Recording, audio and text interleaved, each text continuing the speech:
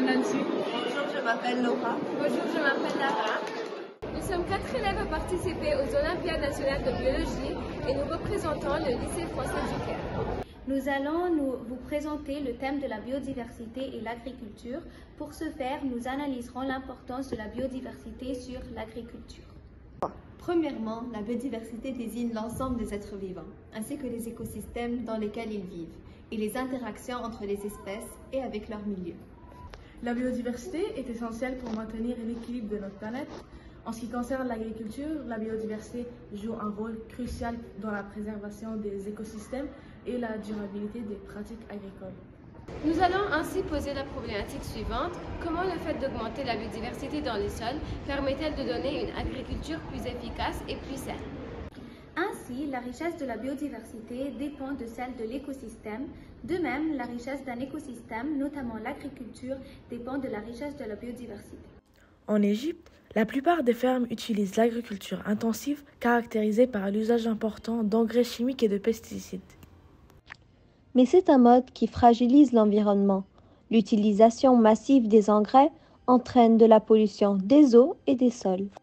En revanche, c'est très rare de trouver en Égypte des fermes dont l'agriculture est extensive, puisque c'est un mode beaucoup plus difficile et beaucoup plus cher, qui consiste plus de travail, de pratique et de traitement. C'est un système de production agricole qui consomme moins de facteurs de production, moins d'intrants et qui vise la protection et la restauration de la biodiversité. Nous nous sommes donc rendus dans une ferme qui pratique l'agriculture extensive à 6 octobre afin de voir l'importance de la biodiversité pour les plantes et l'agriculture. Cette ferme biologique, appelée Bustan Aquaponics, utilise la méthode de l'aquaponie. C'est la première ferme en Égypte qui pratique l'aquaponie.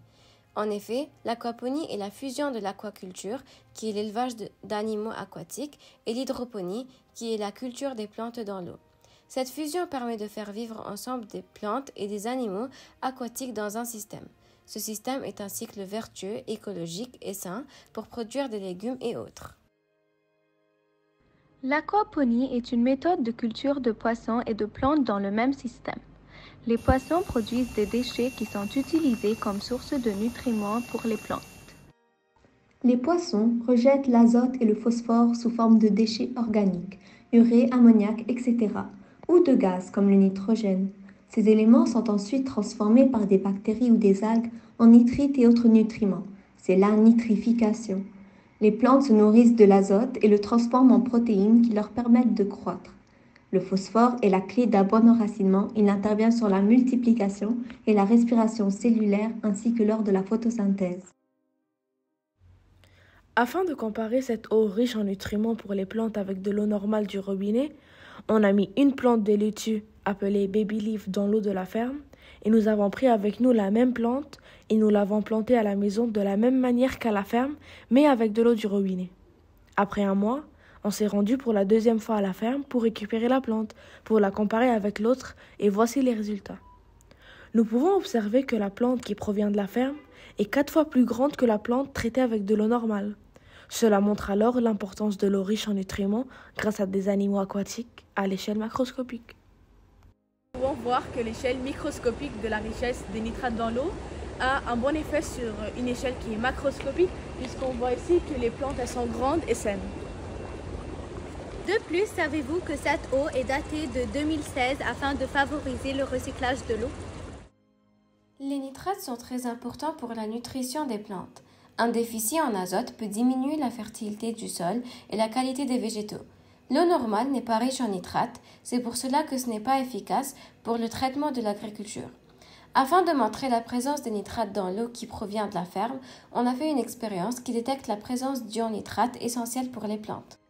Dans un tube à essai, on verse de l'eau qui provient de la ferme biologique. Et dans un autre tube à essai, on verse la même quantité d'eau du robinet. Dans les deux tubes, on met la même quantité de sulfate de fer 2. Ensuite, on ajoute dans les deux tubes à essai la même quantité d'acide sulfurique concentré, qui est double la quantité de l'eau et de sulfate de fer 2. Cette étape est très dangereuse, alors le laborantin, M. Ahmad, nous a aidé à faire cette étape. Voici les résultats. Nous pouvons observer que dans le tube à essai qui contient l'eau aquaponique, la présence de nitrate est montrée par cette anneau brun formé. Cependant, dans l'autre tube à essai, aucune réaction ne se forme. Nous constatons alors que l'eau de cette ferme biologique est riche en nutriments, notamment en nitrates, qui est très important pour l'agriculture, et que l'eau du robinet ne montre aucune présence de nutriments. Nous pouvons donc conclure que le fait d'augmenter la biodiversité dans les sols agricoles permet de donner une agriculture plus efficace et plus saine, puisque c'est crucial pour une agriculture durable, car elle favorise la fertilité du sol et la résilience des écosystèmes.